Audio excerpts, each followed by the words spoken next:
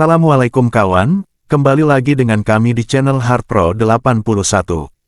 Kali ini kita akan mengulas alur cerita dari film Hit and Run. Film Korea yang dirilis tahun 2019. Sebelum lanjut, jangan lupa share, komen dan subscribe.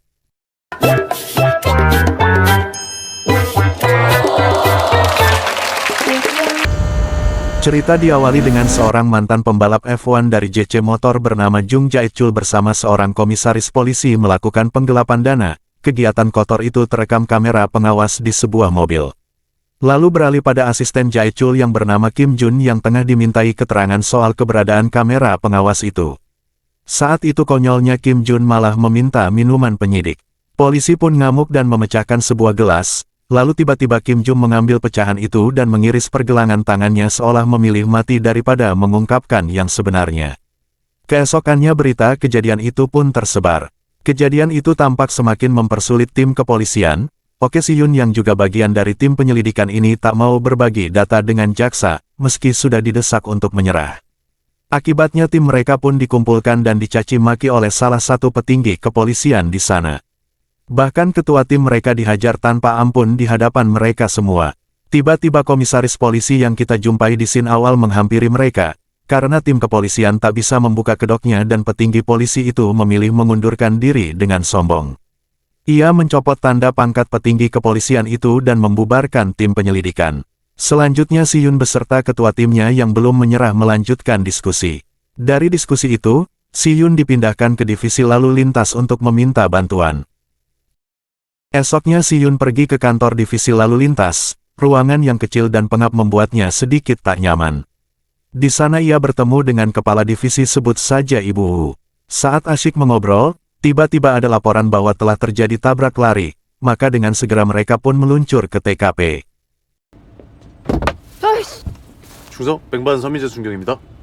Setelah sampai di TKP, Si-yun dibuat bingung dengan rekan barunya, yang cara kerjanya tak sesuai prosedur. So Min Jae sedikit aneh karena menggunakan insting. Tapi siapa sangka ternyata insting Min Jae begitu kuat.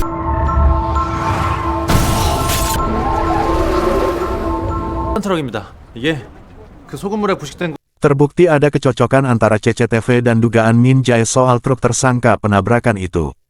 Dengan begitu, mereka langsung memburu truk tersebut. Lagi-lagi Si-yun dibuat terkesima dengan aksi Min Jae yang berani dan cekatan dalam mengejar tersangka. Setelah berhasil menangkap supir tersebut, Min Jae, Si-yun dan Ibu Wu makan malam bersama. Saat itulah pembicaraan merembet pada kasus tabrak lari 3 bulan yang lalu di Jalan Jindro. Jalan itu berada di depan arena balap Jae-chul.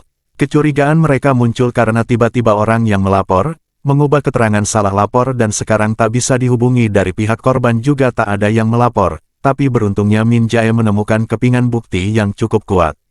Beralih dari sana Si-yun bersama jaksa Kim mendatangi pesta Jae-chul, mereka datang bukan untuk berpesta. Si-yun hendak memantau keberadaan mobil dengan kamera pengawas, juga ingin menggali informasi lebih dalam tentang Jae-chul. Jaksa Kim jadi umpan di mana saat Jae-chul menyapa mereka, jaksa Kim memasukkan alat penyadap ke dalam jaket Jae-chul dari dalam toilet, mereka pun mulai mendengarkan semua pembicaraan Jae-chul. Saat itu Jae-chul melakukan pertemuan dengan para staf JC Motors yang juga teman waktu sekolahnya dulu. Karena keterlambatannya, salah seorang seniornya menceramahi Jae-chul karena sifatnya yang belum juga berubah. Kekesalan senior itu memuncak saat Jae-chul menyerahkan surat perjanjian pembayaran, di mana mereka semua harus mengembalikan uang yang telah dipinjamkan Jae-chul. Seketika, senior Jae-chul mengungkit semua kecerobohan dan borok yang telah dilakukan Jae-chul selama ini. Jae-chul yang temperamental langsung memukul seniornya dengan botol. Tapi karena botol tidak pecah, Jae-chul minta asistennya mengambil helm dan bor.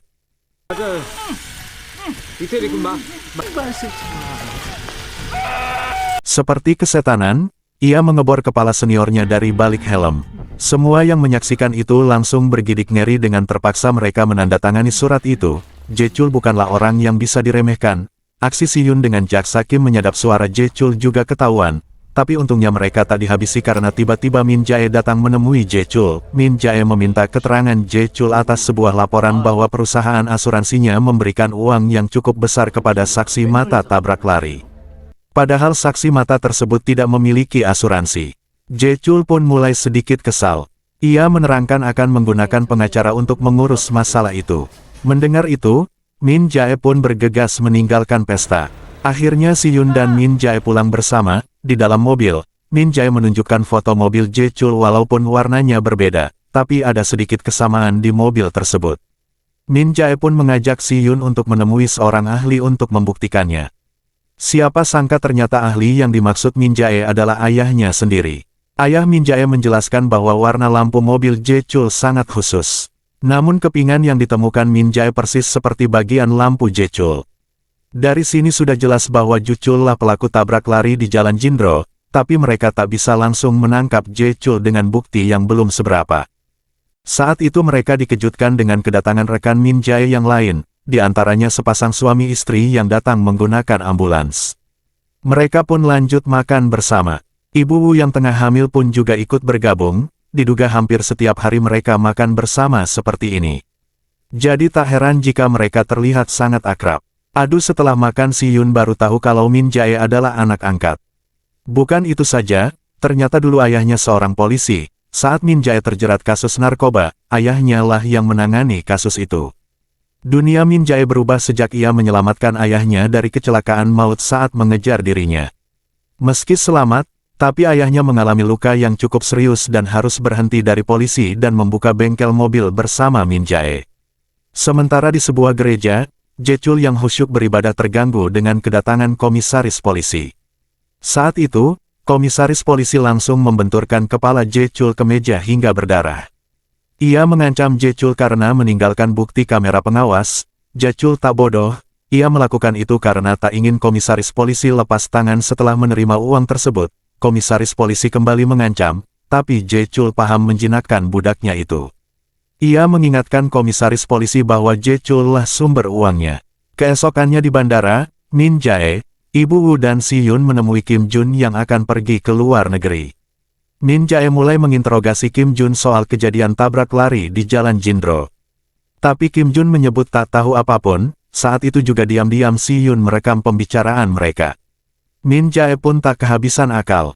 Ia bercerita tentang tahanan yang selalu menangis di malam hari karena ingin pulang. Hal itu sontak membuat Kim Jun menjadi takut dan mau membuka suara. Ia pun menceritakan aksi penggelapan dana itu serta menjelaskan sosok Je Chul yang gila, kekanak-kanakan dan tak mudah menyerah. Waktu itu Kim Jun sudah mengingatkan Je Chul agar tak mengendarai mobil seperti balapan, tapi Je Chul tak mendengarnya dan terjadilah kecelakaan itu.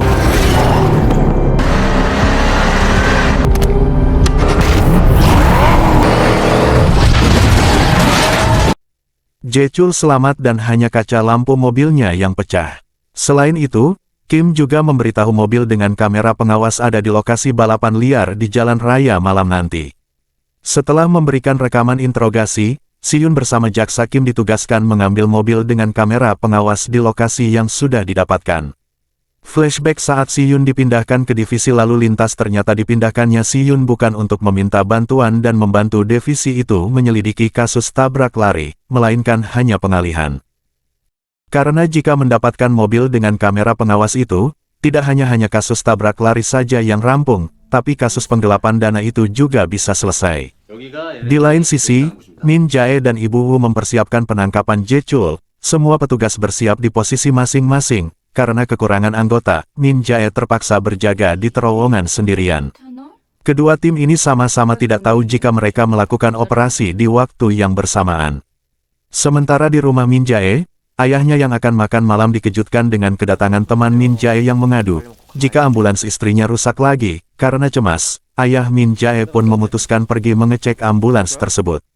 Nah, di arena balap liar, jaksa Kim menyamar menjadi pembalap. Hal ini dilakukan untuk mengulur waktu agar Si Yun bisa mengamankan kamera pengawas. Sementara Min Jae yang tengah berjaga di terowongan harus adu duel dengan anak buah Je Chul karena tak mau diperiksa.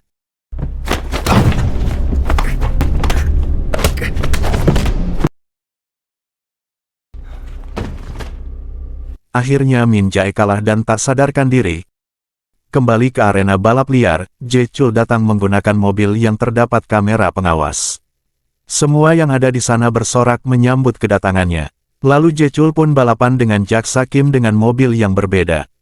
Saat itulah Si Yun mulai memantau keberadaan mobil dengan kamera pengawas tersebut, karena bukan pembalap, jaksa Kim mengalami kecelakaan.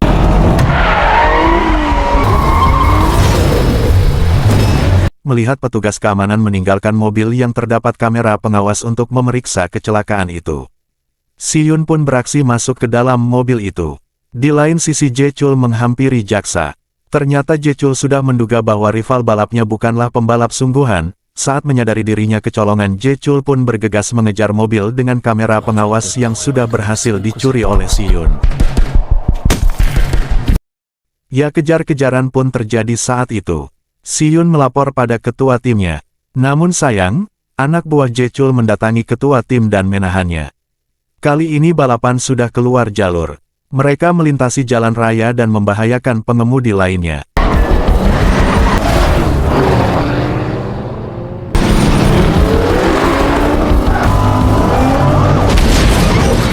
Saat melintasi gang kecil, sebuah ambulans lewat dan langsung dihantam mobil Jae Chul. Jae Chul makin kesal karena ambulans itu menghalangi jalannya. Dan ternyata di dalam ambulans itu terdapat ayah Min Jae dan temannya. Ketulusan ayah Min Jae memperbaiki ambulans itu dibayar dengan malapetaka yang disebabkan Si Yun dengan Jae Chul. Si Yun berhasil menyelamatkan teman Min Jae, namun ayah Min Jae tak berhasil diselamatkan.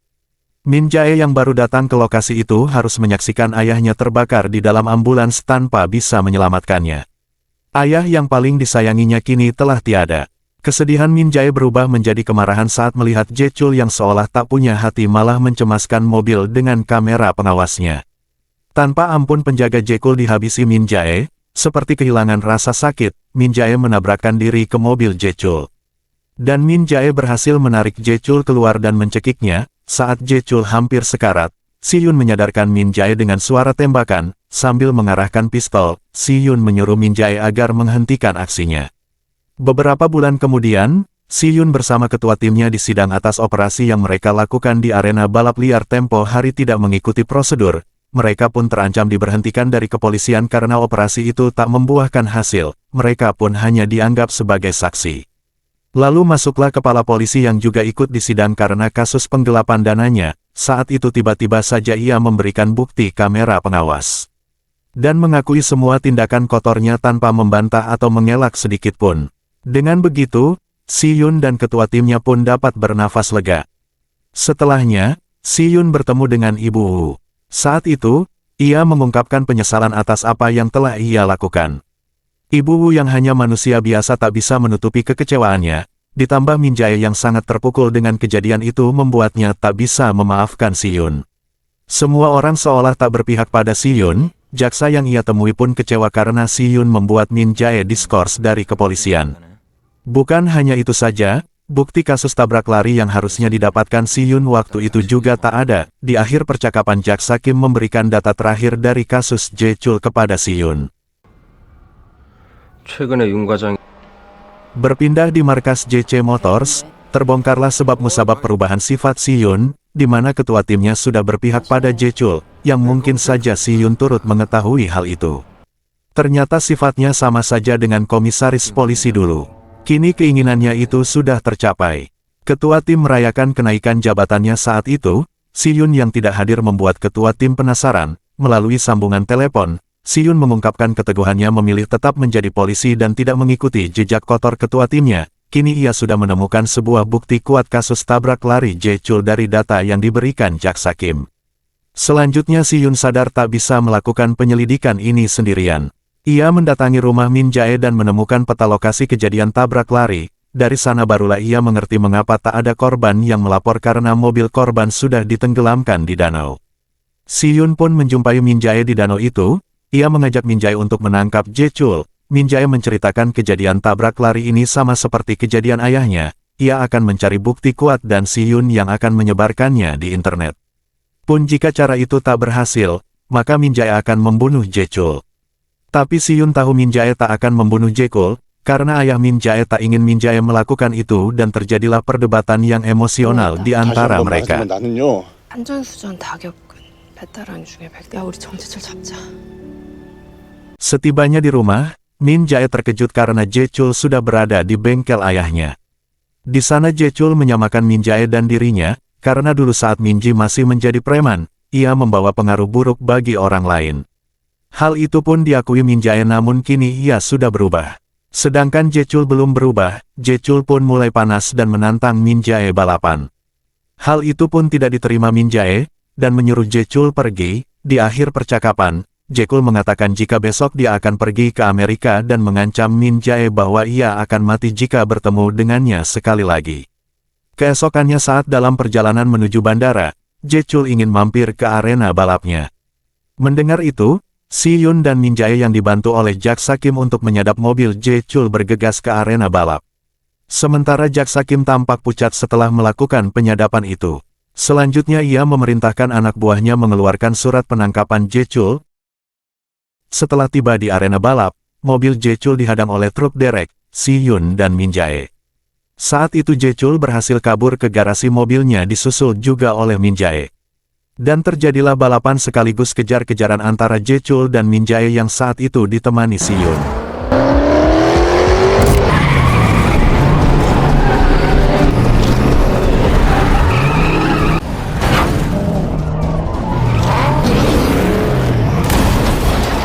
Nampaknya aksi kali ini merembet ke jalan raya.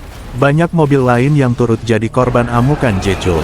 Hal ini membuat Min Jae lemah dan memutuskan berhenti mengejar Jechul. Jika ia terus menuruti ambisinya, maka semakin banyak manusia tak berdosa yang terluka di tengah situasi itu.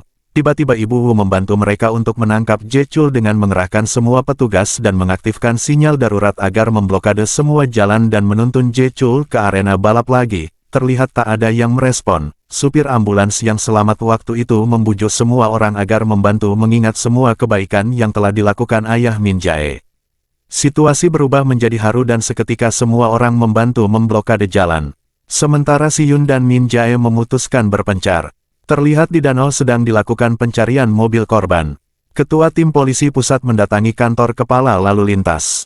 Ia ingin mengambil alih operasi ini, namun kepala Ibu Wu tak mengizinkannya. Ia lebih rela dipecat asalkan operasi ini berhasil dan ketua tim polisi itu dipenjara. Tak ingin hal yang baru saja didengar terjadi.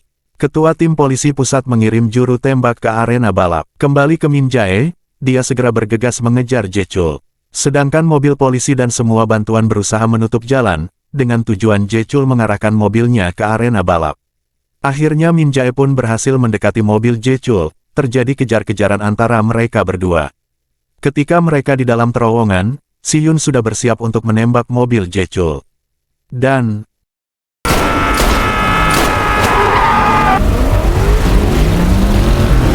dengan penuh kepercayaan, ia pun menembak ban mobil Jechul. Nampaknya tembakan Si Yun mempengaruhi mobil Jechul. Melihat itu, Min Jae pun mengambil kesempatan untuk menabrak mobil Jechul dan keduanya terjatuh di arena balap.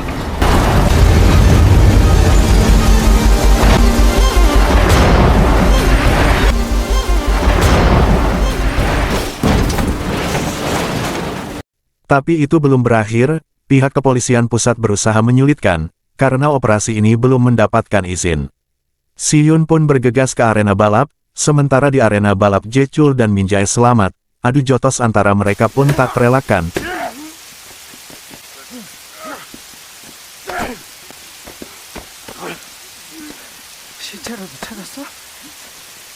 Saat itu Jechul hampir lolos karena surat penangkapannya tak bisa dikeluarkan akibat Hyung Jun mengaku sebagai pelaku tabrak lari. Semua yang telah dilakukan terasa sia-sia.